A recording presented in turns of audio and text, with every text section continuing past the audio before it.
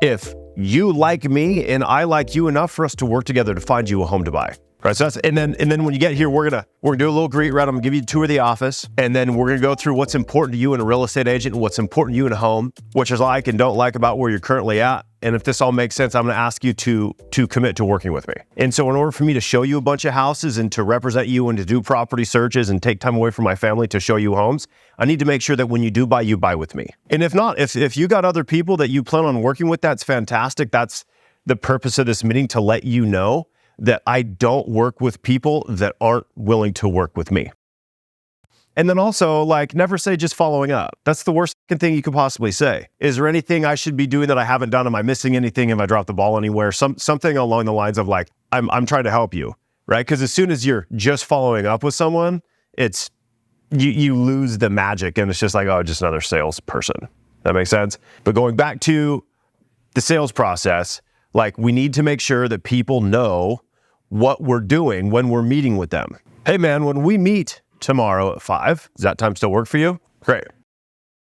Here's kind of the game plan. And then always make sure that you're checking on the time portion of it too, right? Like, I hate when people waste my time. You know, like, you got to read the cues. You got to read the room a little bit, because you can sit there for an hour and they'll be like, I'm going to they're texting each other on the table. How do we get this fucking weirdo out of our house, right? And they're never going to do business with you. You probably didn't tell them what the hell you were trying to do when you got there, right? You weren't cognizant of their time requirements. That's the nicest thing to do. Like, hey, how are we doing on time? Is there anywhere you guys need to be? No, we're good. Okay, you're good. All right, it's going to take about 20 minutes. Is that all right with you? And then stick to it. Don't take 45 minutes if you told them it's going to take 20. Get it done in 15. And then you always need to go back to, what were the questions we were supposed to practice that we didn't practice last week? What's important to you?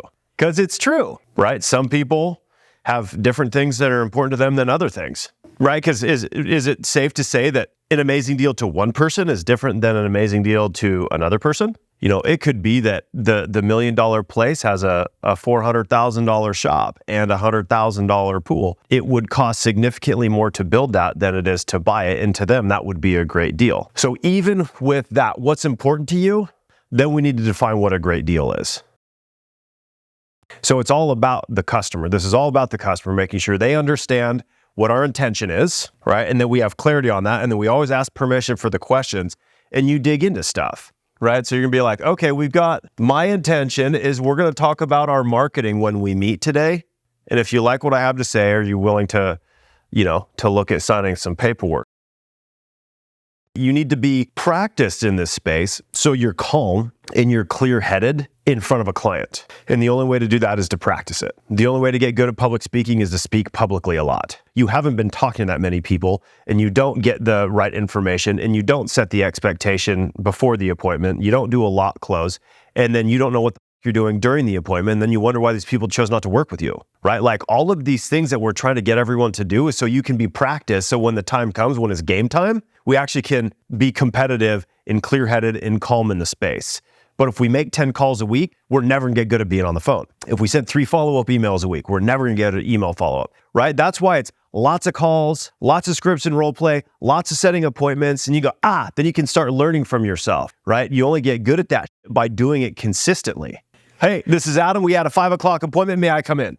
Fantastic. My intention today is to do a quick walk through your house, go through some comparables, see what's important to you about selling your home, assuming you're going to sell it, because that's what you said when I talked to you on the phone 45 minutes ago to confirm our appointment. And then if you like what I have to say, maybe we do some paperwork. Sound fair? Perfect. Okay, what I'm going to do is do a quick walkthrough of your house and take some notes so I can see your house through the eyes of a buyer. And while I'm doing that, would you mind filling out my little seller survey for me? Thank you. Amazing. Said, okay, is that all right if I follow up with you on Monday? Call her on Monday. She said, hey, I like what you had to say. When do I sign? Where do I sign? How do I sign? Because I'm paying attention to the situation. I'm not sweating, like trying to get through this presentation. I'm engaged with the client, like human interaction, right? You can tell a real call from a sales call immediately, right? You have an outline of what you're supposed to do, right? So I know I need to walk and I need to take notes, right? And I need to look at repairs and I need to look at upgrades and I need to figure out what I think it's worth, like through the walkthrough. So if we have an outline, there's like kind of a skeleton or like a structure to it. So we have a structure to our listing appointment. There's also a structure to our buyer appointment. So if you understand the general structure, then you can pivot and say, okay, as long as I get my walkthrough notes taken care of, very important. Okay, and I need to see if there anything that needs to be done that would help the house sell. Like, hey, I noticed your grass is dead. Like, have you turned your sprinklers on? Or that broken window is going to be a big turnoff. Like, that's got to get fixed. And then I ask them, hey, any recent updates? So there's like this structure we go through. So we do the initial greeting, right? Then we do the walkthrough. And then I know we've got to sit down somewhere. If we're going to get anywhere with these people, I need to sit down. So now I've got a place, right, where I can put out my marketing material and take notes. People love it when you take notes. What's important to you? Anything else? Okay. Why is that? Right, we're having a conversation, but I can't do that standing up. So you've got to understand how to work simple math, right? We start with 100%, and then we're going to subtract our commission. I like, if you're concerned, we can just make it simple, 0.75%. These are your cost of sales. Now, cost of sales is the cost of doing business. So this is the same thing, cost of sales. So this exists just like cost of goods exists. You sell your house for $400,000, you do not get $400,000. So that's what you need to understand. Okay, so what do you think their total cost of sales is now? Right? Cost of sales. Make sense so far? Commissions, title, and escrow fees. Oh, this might be a little high. I like to be conservative to make sure that you're pleasantly surprised at the end of the transaction instead of, what the f***, I didn't see that one coming. I didn't realize that 6% was $18,000. So what does that mean that the seller's gonna net?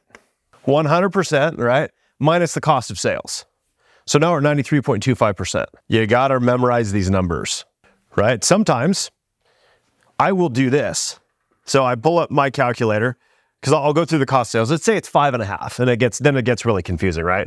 Because then it's 6.25% cost of sales. So I'll go 100 minus 6.25. And I know 0.9375 is my multiplier, right? So it's okay to do it right in front of them.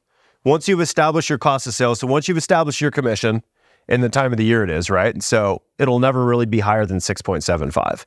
And I take that, how much is your house worth? 600 times 0.9375. You're gonna net 562.5, right? Is $562,500 approximately an acceptable number for you after all fees? See, the faster in the write-up you can get to their net after all expenses, the better. You don't want them vibrating on the commission, right? So immediately it's like, boom, net, what do you owe?